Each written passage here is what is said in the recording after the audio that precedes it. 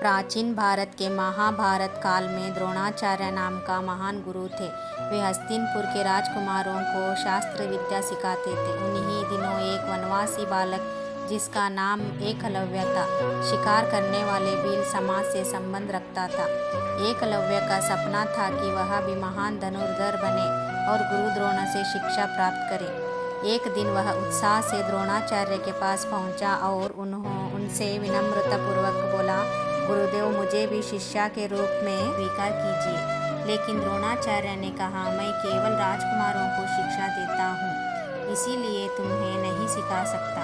यह सुनकर एकलव्य को बहुत दुख हुआ, लेकिन उसने हार नहीं मानी। वह अपने गांव लौट आया और मिट्टी से द्रोणाचार्य की एक प्रतिमा बनाई।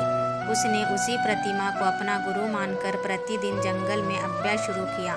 उसकी मेहनत, लगन और निष्ठा से वह धीरे धीरे एक महान धनुर्धर बन गया।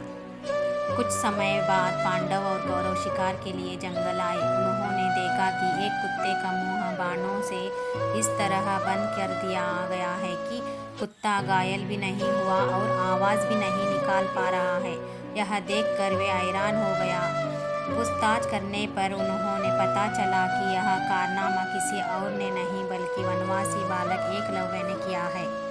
राजकुमारों ने यह बात द्रोणाचार्य को बताई। जब द्रोणाचार्य ने एकलव्य को देखा और उसकी अद्भुत विद्या जानी तो उन्होंने पूछा, तुम्हारा गुरु कौन है? एकलव्य ने गर्व से अपनी मिट्टी की प्रतिमा दिखाई और कहा, आप ही मेरे गुरु हैं। द्रोणाचार्य जानते थे कि उनका वचन है, मेरे शिष्य अर्जुन ही सबसे महान धनुर्धर बनेंगे। इसीलिए उन्होंने एकलव्य से गुरु दक्षिणा मांगी।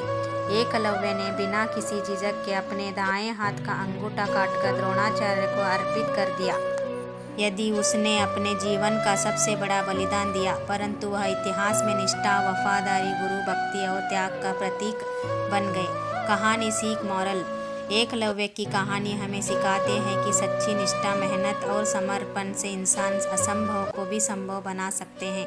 साथ ही यह भी गुरु के प्रति आदर और वफादारी जीवन की सबसे बड़ी ताकत